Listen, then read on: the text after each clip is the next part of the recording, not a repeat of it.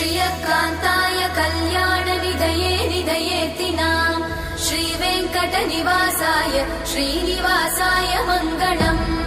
लक्ष्मी सविभ्रमालोकसुभ्रूविभ्रमचक्षुषे चक्षुषे सर्वलोकानां वेङ्कटेशाय मङ्गलम्। श्रीवेङ्कटाद्रिशृङ्गाग्रमङ्गलाभरणाङ्ग्रये मङ्गलानां निवासाय श्रीनिवासाय मङ्गलम्। सर्वावयव सौन्दर्य सम्पदा सर्वचेतसां सदा सम्मोहनायास्तु वेङ्कटेशाय मङ्गलम्।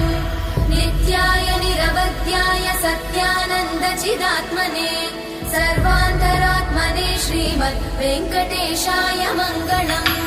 स्वतः सर्वविदे सर्वशक्तये सर्वशेषिने सुलभाय सुशीलाय वेङ्कटेशाय मङ्गलम्।